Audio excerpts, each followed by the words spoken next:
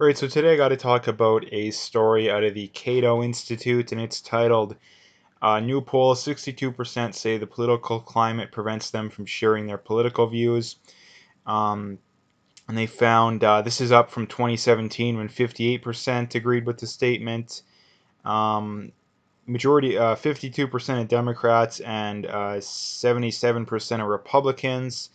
But again, you get into this chart here, and this is the main thing I wanted to talk about here is this chart. And I mean, if you can't, I mean, obviously you can see it if you're watching a video, but for anybody who is having a hard time figuring it out, basically, in a nutshell, the more conservative you are, the less likely you feel that you can share your political opinions, and obviously vice versa being true.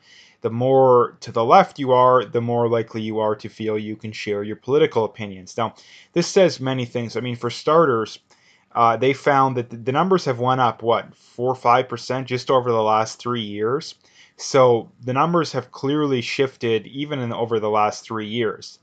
Um, and again, people are blaming this, that, and the other thing for it, but I think the clear thing that's causing it is cancel culture and is a massive shift. It's a massive double standard too. I mean, the double standard in being that if you're on the left, you can do pretty much anything you want. You can say pretty much anything you want. I mean, you look at these all these racist kind of things going on nowadays. That again, if you're on the right and you said something that was mildly offensive 20 years ago, you're canceled, you're done for. But if you're on the left and you say something that's objectively racist like today, you don't get canceled. So again, that's the massive double standard. Again, like, I mean, you look at the football coach of Oklahoma State. The guy literally wore a T-shirt. Not this wasn't even if it was if like a team function. No, this was out on a boat with some friends, and the picture resurfaced. I mean, some crazy leftist got hold of it and tried canceling over it. He got raked over the coals for it. So again, it's absolutely insane that that kind of stuff goes on. And not only that, too, the idiot star player was ragging all over him for it, and then he turns around and complains about other people that he agrees with politically. His free speech being suppressed. When you literally were one of the biggest people supporting getting rid of or not supporting your coach's free speech. So again, it's just sheer and utter hypocrisy. Like again, like I it boggles my mind why people think that justify it in their heads. Like if that was me, I would have such a guilty conscience. I don't even know what I would do with myself. But again, I think that that these people they're in such a bubble that they don't even realize it. Like they're literally like textbook definition echo chamber. That they're in, like I say, they're in such an echo chamber they don't even realize it. And that's what's going on. And of all the people who I've talked to that are shared to scare their that are scared to share their political views in person. I don't know one person who has expressed maybe not being scared, but saying, "Yeah, I don't want to talk." I mean, that's technically is scared, but I don't know one person who's on the left. But I know many, not many, but there I do have some family members and friends of family members that are on the left or not hard left, but on the left, and not one of them has been afraid to jump in when it comes to politics, even though they clearly know nothing. And especially compared to people like me that actually pay very close attention to politics. Like these are people that watch the news once or twice a week and think that they're educated.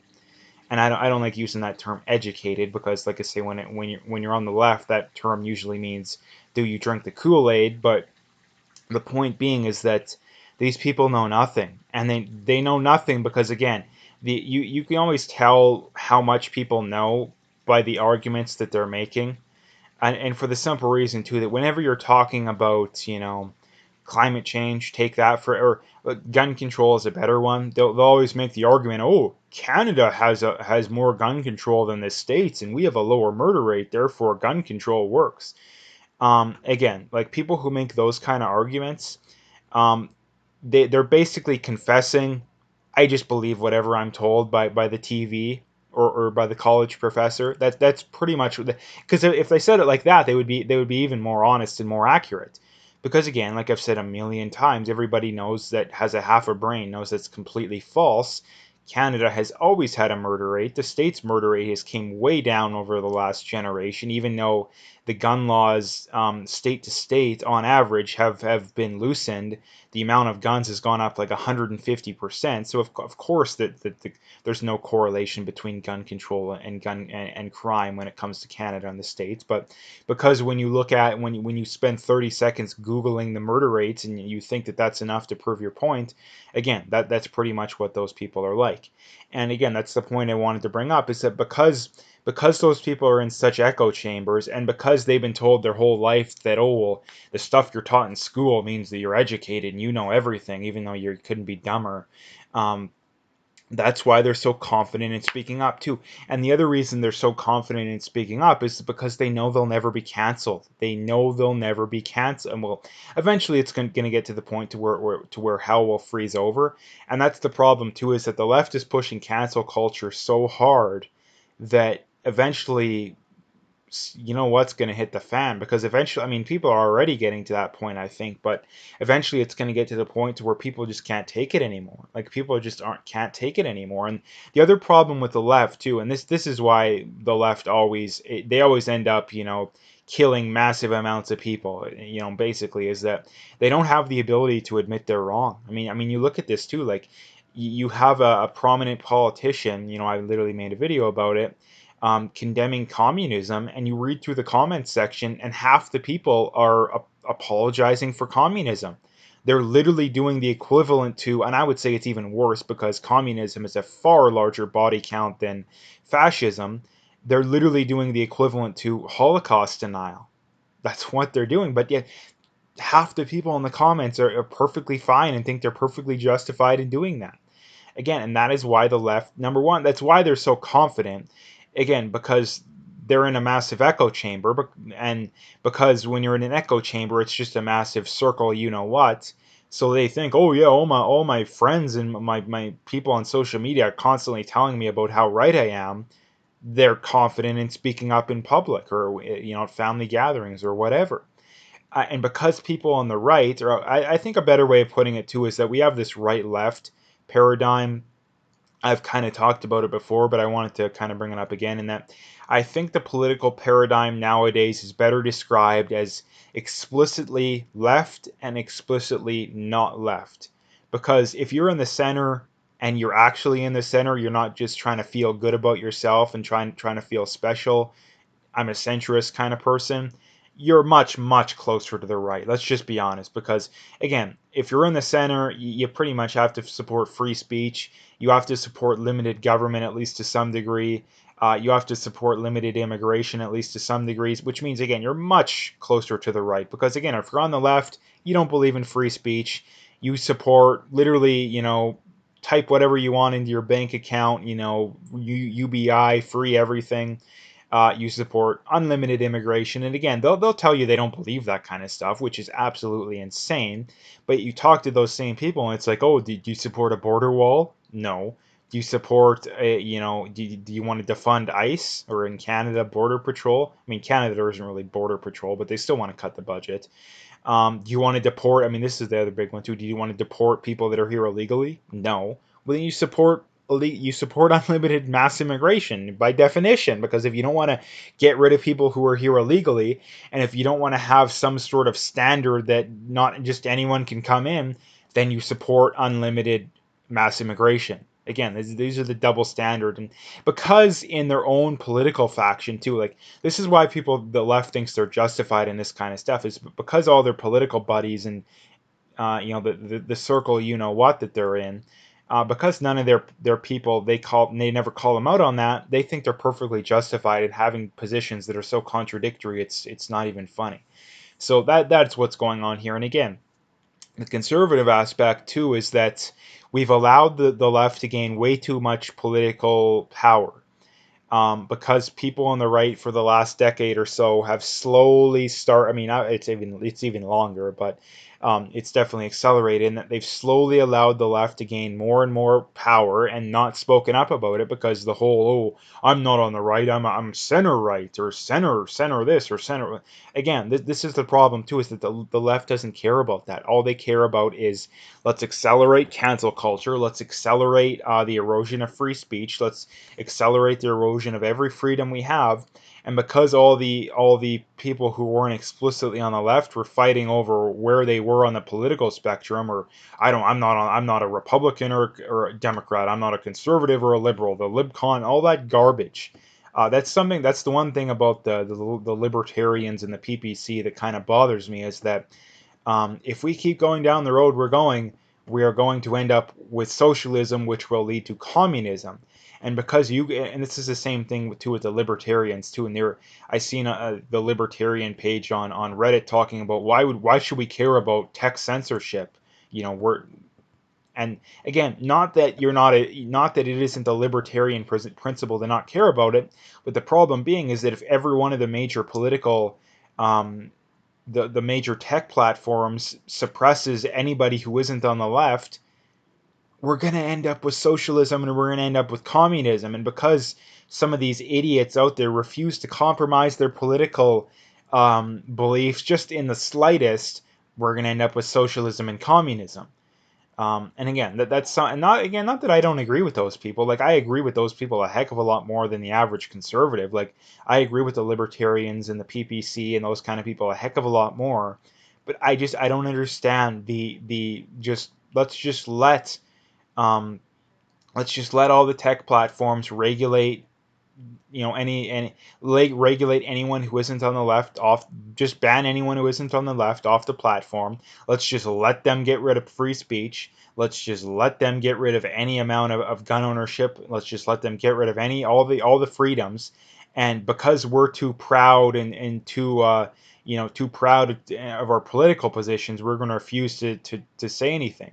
And that's the one thing about, again, the Republicans in the States and the Conservatives and the PPC in Canada, is that because the Conservatives have gone too far to the left, the PPC and everyone who's with them has been on, um, like I said, they're refusing to move their political beliefs just a little bit to save the country.